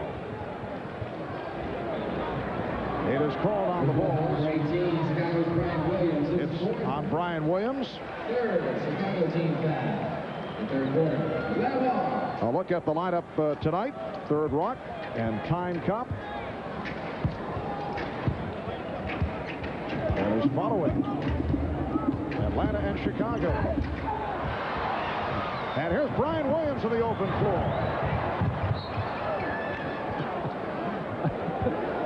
I was just watching the Chicago coaching staff trying to figure out what Brian Williams had in mind there. He saw lots of open spaces and had his head down a little bit, had the dribble going, but it was just a matter of time before Mookie Blaylock caught up with him. And Phil Jackson not happy with that particular play. And here's Robert Parrish checking back in, replacing Brian Williams. Williams leaves after picking up a 4th foul. So Parrish on the front line with Jordan on the inbound. It counts in the foul.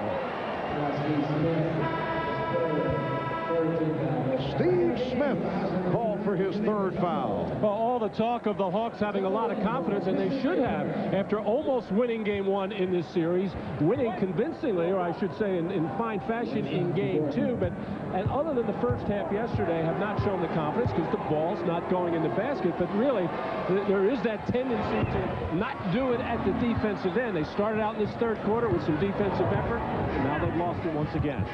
And this is a Chicago Bulls team that won 69 games during the regular season, but ended by losing 3 of the last 4, losing to Detroit and Miami and New York. First round of the playoffs, they were not sharp, although they swept Washington. Smith lost it. Caffey tried to save the pass. Michael Jordan upset with himself. He knows he overthrew. I've been watching off the ball Scottie Pippen at the other end, and again, because he has gotten off offensively in this game, that's 19 points. Defensively, he has been outstanding, and there he is again. Pippen with the block. Caffey able to protect. Pippen for 3. And the long rebound handled by Pippen. Wanted to travel. Pippen was fouled by Henderson.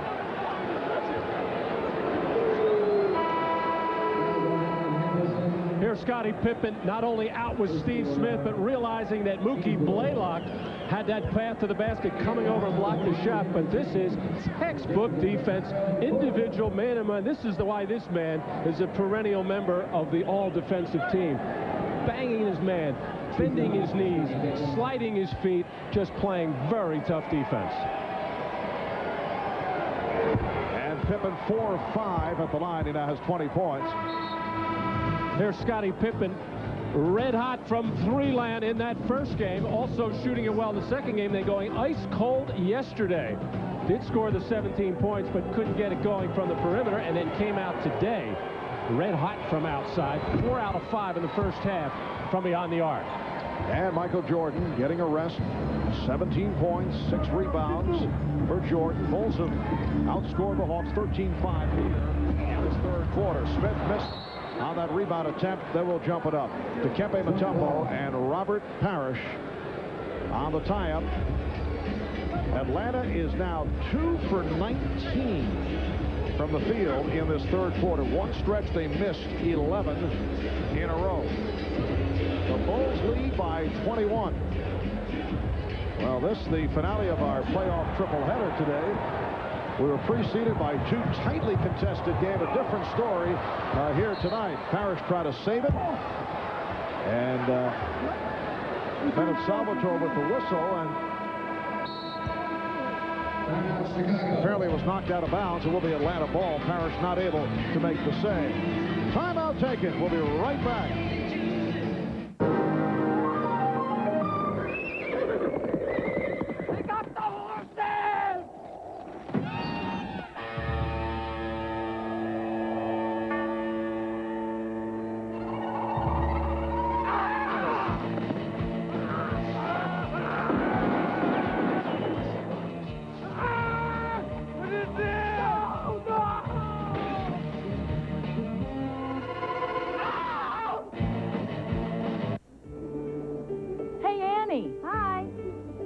Love the hat. Oh, I need it. My hair's a disaster. Look at my dandruff.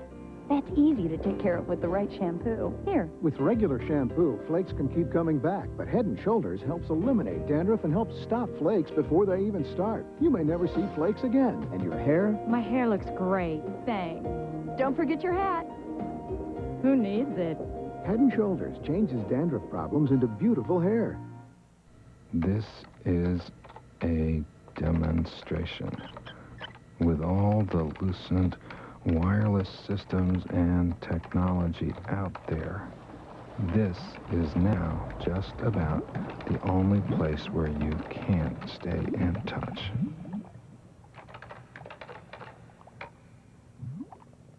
Lucent Technologies. We make the things that make communications work. I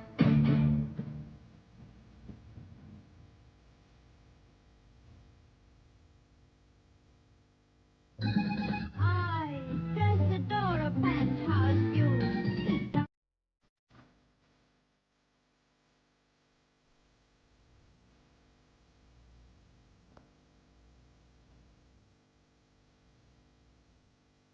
Ford Explorer. It's at home anywhere. There's a land that has the colors of the world. A heart of red that stirs the soul. And green forests that take your breath away. In the year 2000, Sydney will bring these colors together. But you can discover their warmth right now. Sydney, Australia.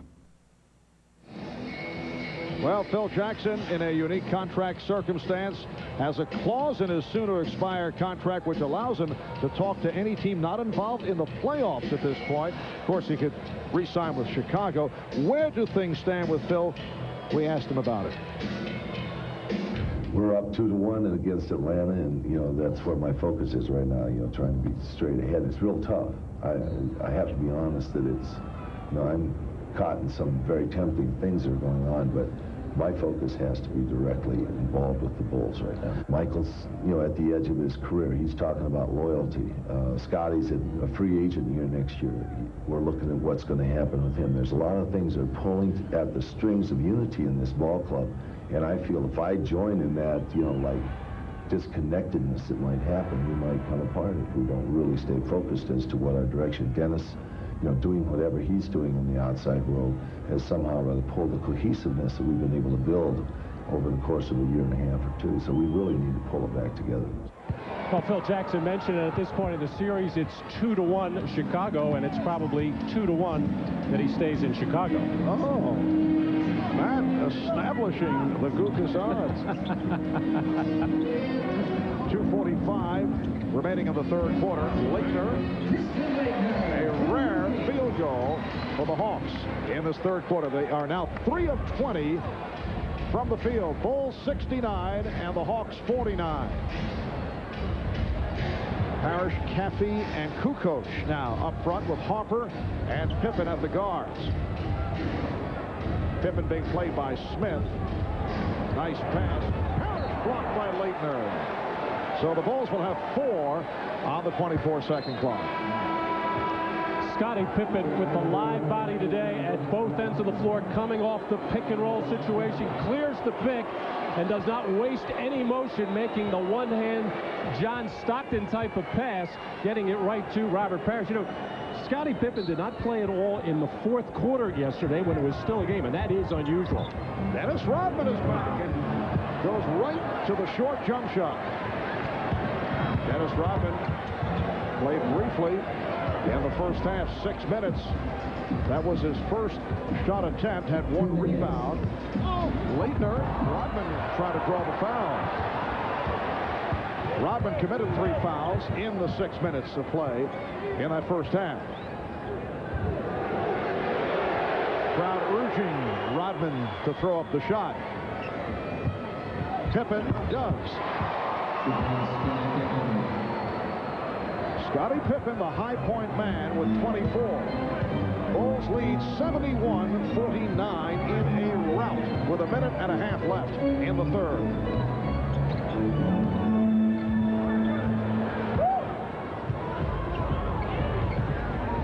Kings trying to set up a pick and roll, and it did not work.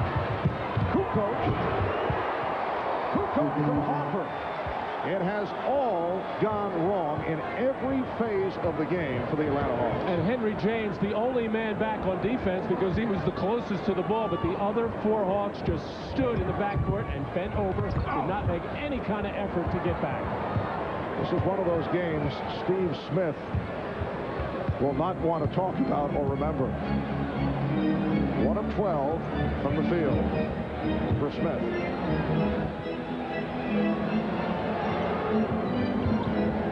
Shot clock at 7. Kukoc bottled up. Mutombo on the steal. Blaylock chased by Harper.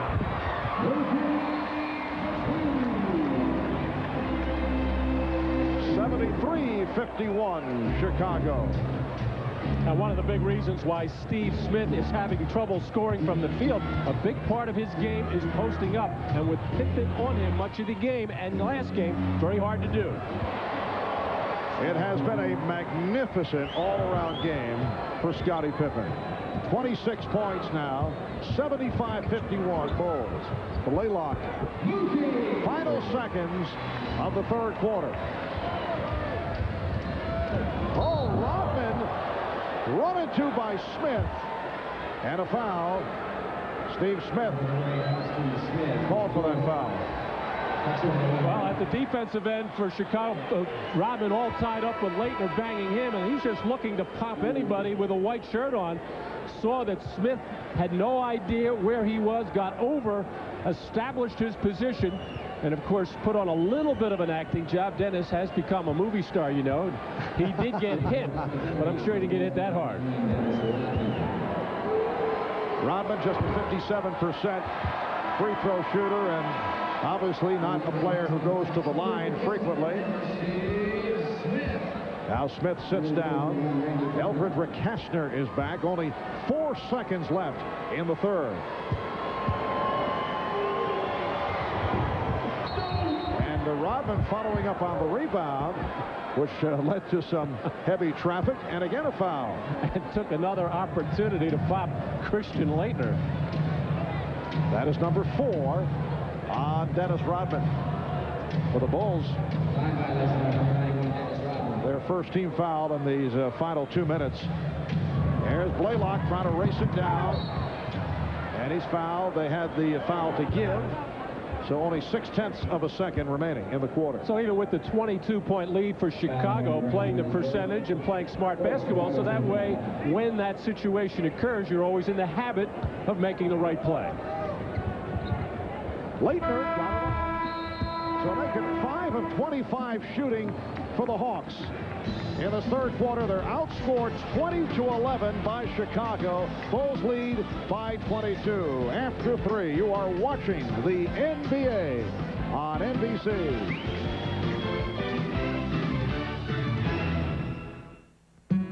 You're all-stars, performing all-star feats.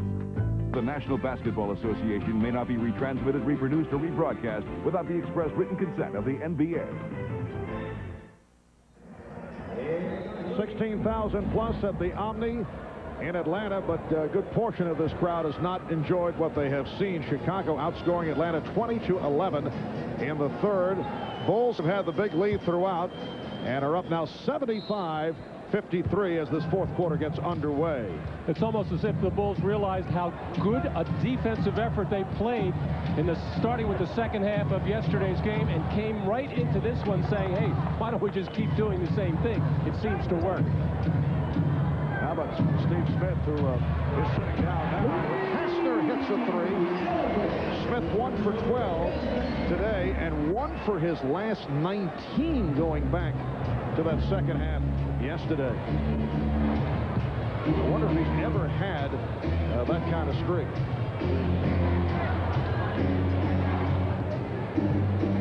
Be a good question for you to ask him, Matt, after the game. A 3-point attempt going astray. And back comes Rakastner. I want to ask him about the 1 assist. Yes, he did conclude the drought in that area. Mutombo coming up short.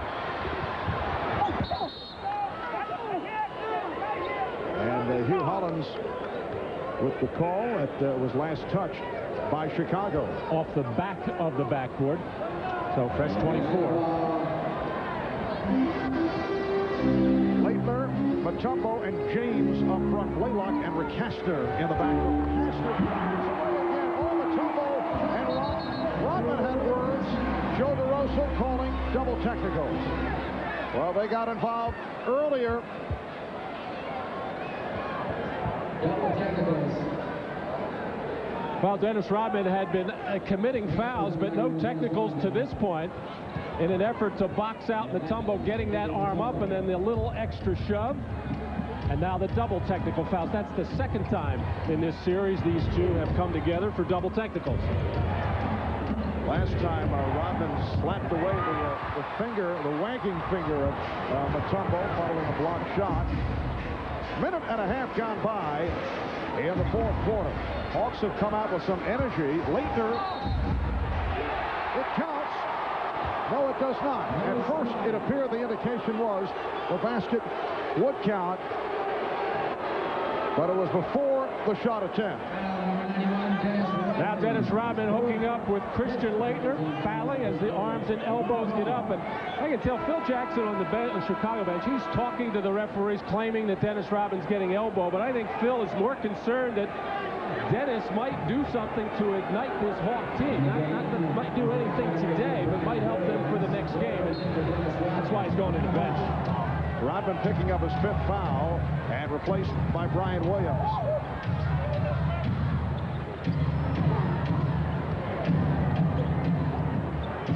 James for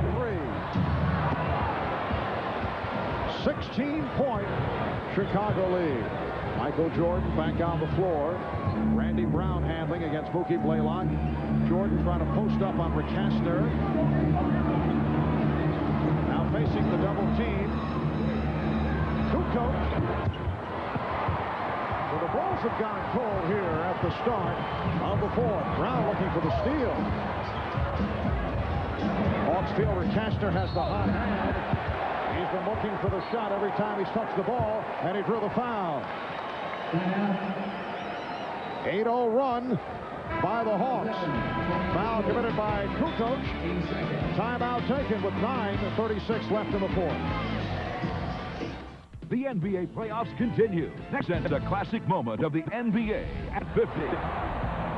Today we look back at a playoff record equaled by Mookie Blaylock. Indiana against Atlanta, Game 3, last year's Eastern Conference first round, and Mookie stole a victory from the Pacers, 8 steals in the game, and that tied the record set 6 other times. In recognition of this classic moment, Miller Beer will donate $1,000 to the Thurgood Marshall Scholarship Fund. They call him the Glove of the East, and his acquisition by Atlanta was a steal. Acquired for Ramil Robinson back in 1992. This is his 5th season as a member of the Hawks. To make room for more playing time for Kenny Anderson in New Jersey. Ahmad Rashad reporting during that timeout that at the quarter break, Phil Jackson very upset with his team for being lackadaisical winding down the third quarter and losing their edge. But I'm sure Lenny Wilkens, talking to his team despite the very, very poor performance so far, looking up at the clock and the score saying, hey, if we can get this thing down about 10, 11, or 12 with 6 minutes to go and get hot from threes, anything can happen. Well, here's a steal by Rick Kastner. To the stuff and blew it cleanly. Well, I don't know if he changed his mind there, thinking Michael Jordan was going to challenge this shot, but it looked like Rick Kastner was going to be able just to lay this up, and just that little stunt by Michael Jordan made him try to dunk it and airball it. That was a whiff. And Rick Kastner's had the hot hand. It's a 9-0 run by Atlanta. Eldridge Rick Kastner with 7 of those 9 points. Kukoc. Oh, beautiful adjustment. Going glass. So that ends the Atlanta run. Just under 9 minutes remaining in the fourth quarter.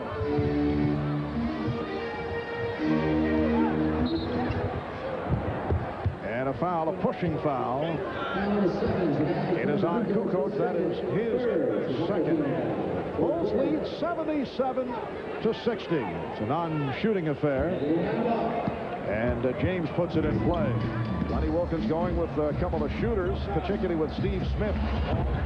He has James and Rick Kastner on the floor. And what that does is help spread the floor, because defensively you have to honor their capability from beyond the arc, and that could give a guy like Blaylock or Rick Kastner some driving to the basket opportunities.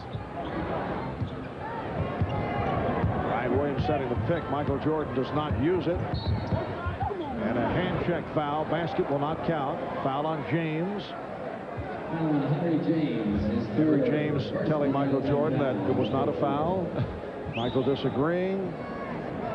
That was a very light hand touch, if at all. Hand check. forearm.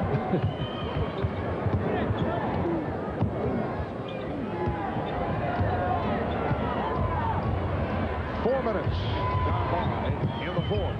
Caffey and Mutombo reaching for that rebound. Only 6 rebounds for Dikembe. He's been in foul trouble throughout. Blaylock, wide open lane, and blew the layup.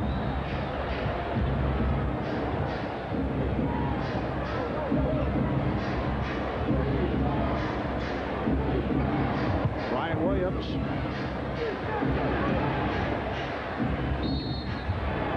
And now a 3-second violation. The Hawks felt should have been called earlier on Brian Williams. Well, the opening play of the game, Mookie Blaylock came down and drove right to the basket and almost missed the first shot of the game, but he got the lucky roll there. But this is just the kind of day it's been for the Atlanta Hawks and Mookie Blaylock, and that's just a little bit of a loss of concentration, taking his eye off the target. This is game 4 of the Eastern Conference semifinal series. Hawks hoping to go up 3-1. The Hawks would need a dramatic turn here in the fourth quarter to tie this series at 2. That's number 5 by Brian Williams. Game 5 at the United Center in Chicago on Tuesday. If necessary, game 6 in Atlanta on Thursday, and if necessary, game 7 back in Chicago on Sunday.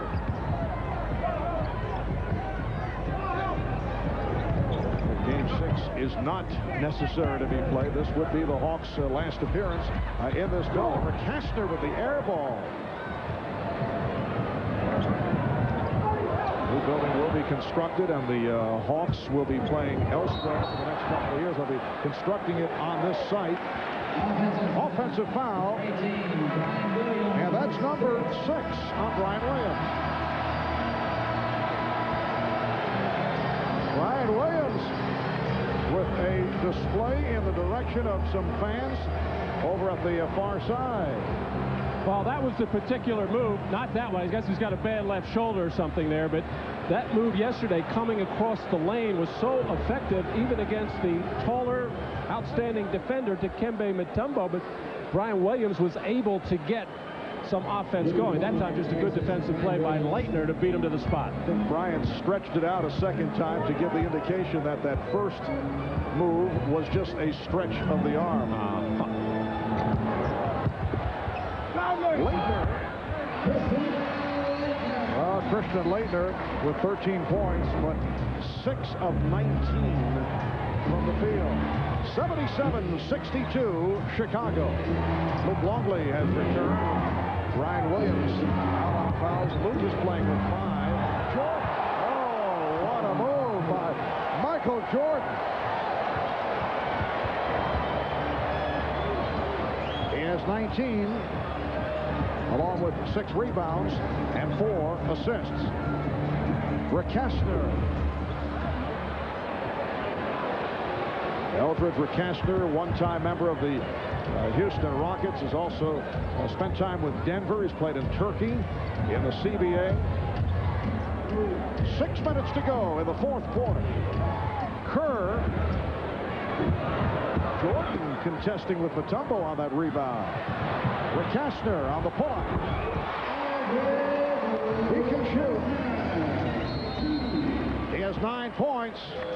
And Phil Jackson calls for time. Well, Michael Jordan on a spectacular move, taking it up on the right side, hanging in the air, going for the reverse in almost what you might call a typical Michael Jordan play.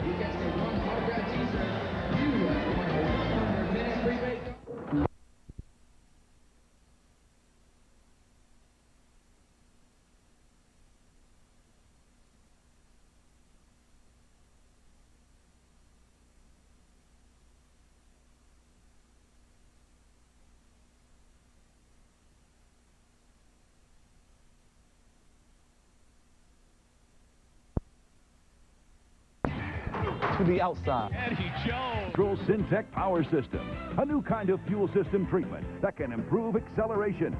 By Honda, vehicles designed to help simplify your life.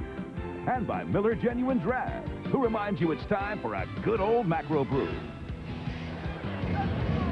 Back at the Omni, Marv Albert, Matt Guokas, and Ahmad Rashad. Another solid performance by the supporting cast of the Chicago Bulls. Kukoc with 9, Caffey 8. Williams had just fouled out with 7 points. They helped turn things around in the second half in Game 3 here yesterday afternoon. Longley was looking for Bushler along the baseline.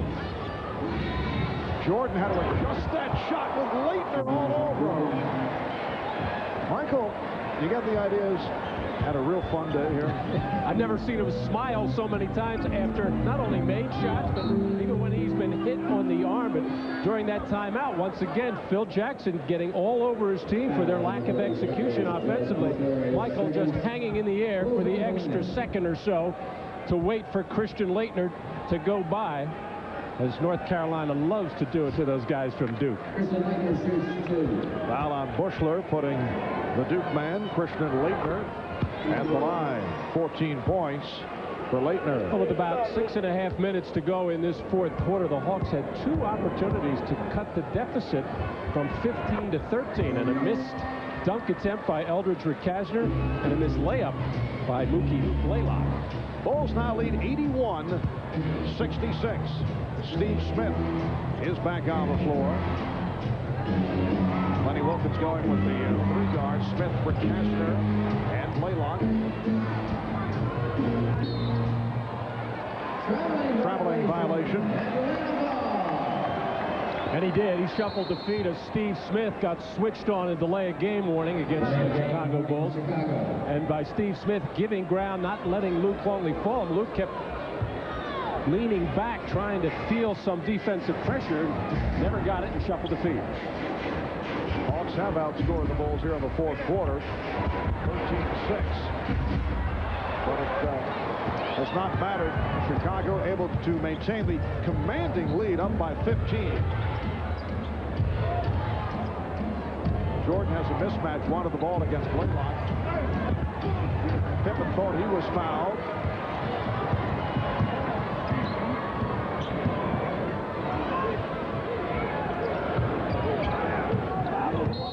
And the reach-in is called on Pippen. Bulls are over the foul limit.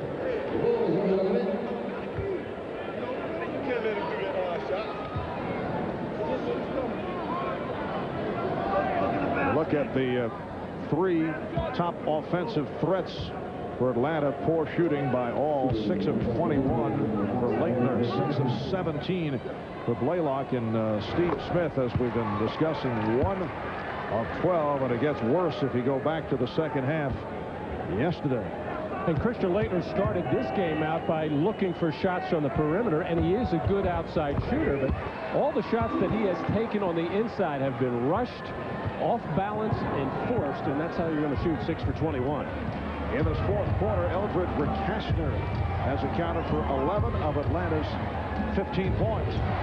81-68. Chicago with the lead and the ball with 4 minutes remaining in the fourth. Jordan. The Mutombo rebound.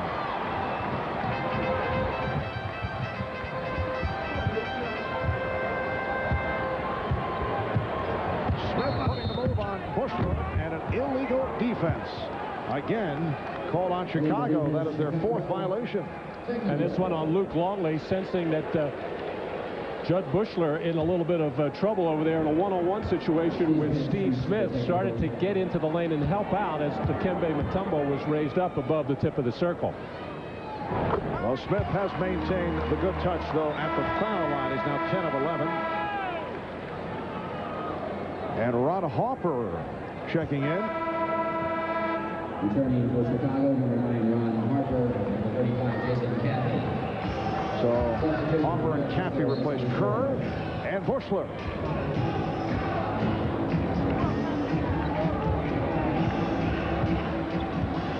The Hawks have cut it down to 12. Blaylock. Wow. Atlanta is very much into it. Bulls have led by as many as 22.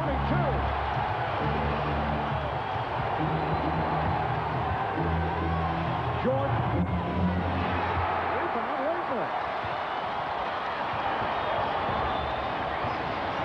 coming up on 3 minutes remaining in the fourth quarter. Hawks have outscored the Bulls 18-6 here in the fourth. Shot clock at 6. Leitner.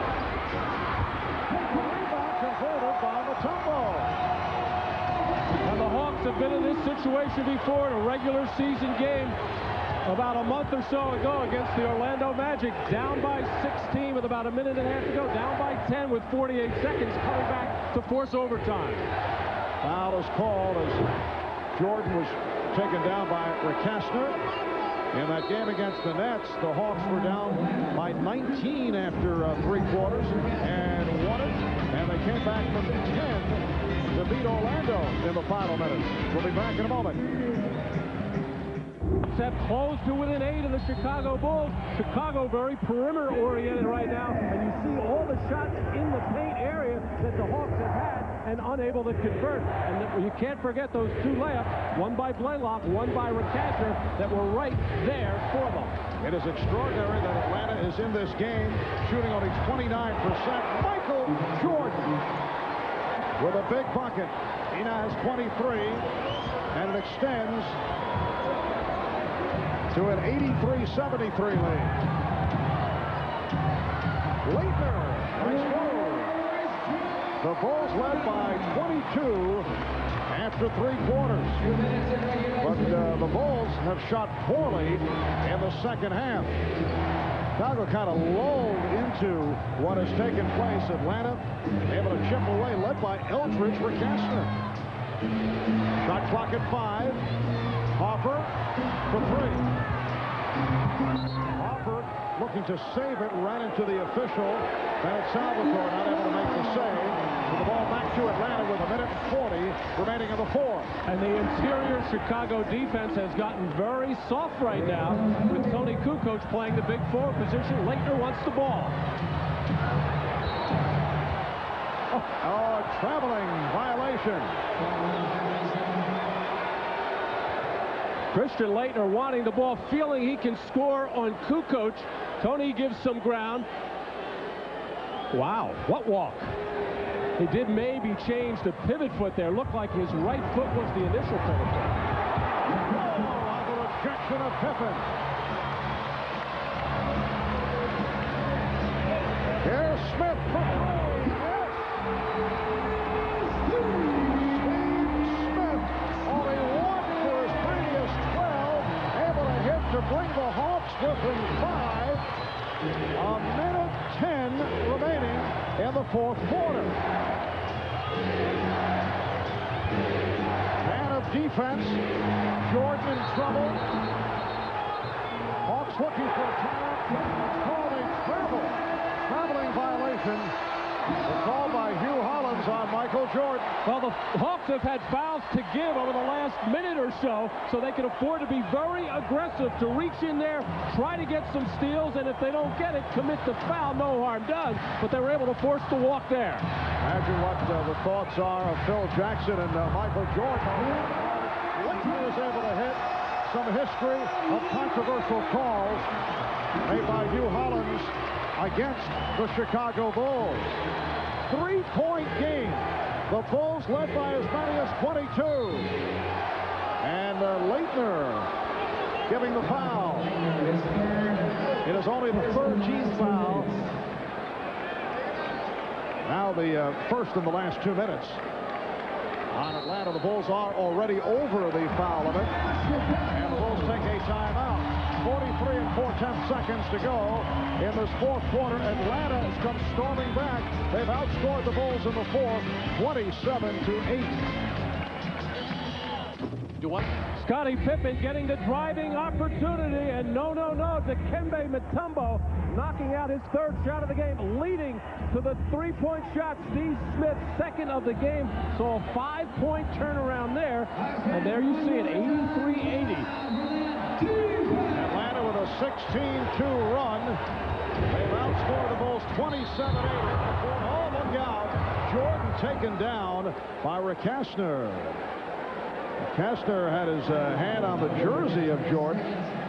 Well, no surprise that Michael Jordan getting the ball in his hands, the head fake getting Rick Kashner up in the air, and then had his move to the floor pulled Jordan down on top of him. Lucky nobody was hurt there. Jordan only 1 of 3 at the line. Chicago with 2 timeouts and a 20. Atlanta with 3 left. Well, coming up next, except on the West Coast, a special all-new hour of Third Rock from the Sun. Then at 9, 8 Central, Jean-Claude Van Damme enforcing the laws of time. The network television premiere of Time Cop on NBC tonight. Phil Jackson making 2 defensive substitutions here, getting Ron Harper in for Steve Kerr, and then Judd Bushler in for Tony Kukoc, who had all kinds of trouble trying to guard Christian Laettner inside. Now, Judd Bushler is about 6'6", a tough defender, but that's a tough cover for him, trying to watch Laettner around the basket. So Jordan hits the clutch free throws, extending the Chicago lead to 5 points. With 40 seconds left in the fourth, Atlanta takes a timeout. Grant, it's time to look beyond basketball. I'm thinking made-for-TV drama. You want me to be just like Tommy, Dad, but I can only be Jake.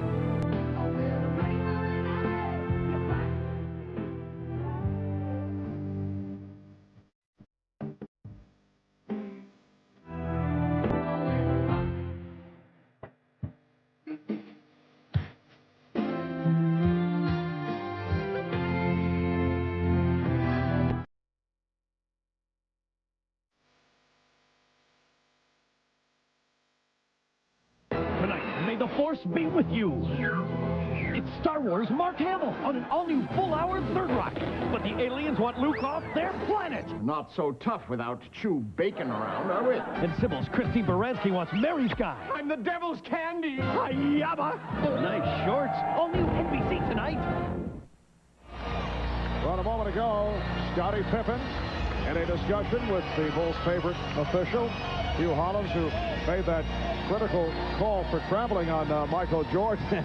That is Jordan directing the words to Hugh Hollins. The Bulls with only 30 points in the second half. That would be a team record for fewest in a half. They lead by 5. We're down to 35 seconds remaining. Dennis Rodman is back in, got a piece of that ball, and then Harper fouled by Smith. Both clubs are over the limit. Matt, it appears to be one of those cases where the Chicago Bulls are up by 22 going to this fourth quarter, went to sleep. They were lulled by the ineffectiveness of the Atlanta Hawks. Not to give the Hawks proper credit, but I think they felt that the Hawks had I won't say quit the way Mutombo did yesterday, but perhaps phoned it in, thought it was all over. And then Rick Kashner got hot. And the Hawks were able to chip away and made it a game down the stretch. Well, I think Phil Jackson definitely saw it coming at the end of the third quarter. He was constantly on his team to get them to keep playing their game. And what happens so much is you're always playing against your opponent. In many cases, a great team like Chicago, you have to play against yourself sometime. You have to forget about what the score is and what the other thing. Just keep doing the right things. But on the other hand, Lenny Wilkens, I'm sure, was telling his team that just hang around. If we can cut it down. They miss a shot, we make a shot. Who knows? So the Bulls lead by 7 with 30 and 4/10 seconds to go in this fourth quarter. We'll be back after these words from your local station. When a husband is separated from his pregnant wife. Overall, the Hawks 8 of 22 from three-point range, trailing by 7, 30 seconds to go. If the Bulls can hang on, they will take a 3-1 lead on this best of 7 with Game 5 Tuesday back in Chicago. The Hawks desperately trying to tie the series after a steal by Jordan. And Michael Jordan extends to an 89-80 lead. 27 for Jordan. Laylock for 3. So the Bulls will go up 3-1. The way this third quarter got underway, I should say the second half got underway, I don't think anyone thought that It would have been a battle down the stretch, but it turned out to be just that. Bulls led by 22 after 3. The Hawks close to 83-80 with 43 seconds left, but the Bulls with a rush able to pull it out, led by Jordan with 27 and Pippen with 26. Again, the final, Bulls 89, Hawks 80. Now, except on the West Coast, we take you directly to an all-new Third Rock from the Sun. The NBA.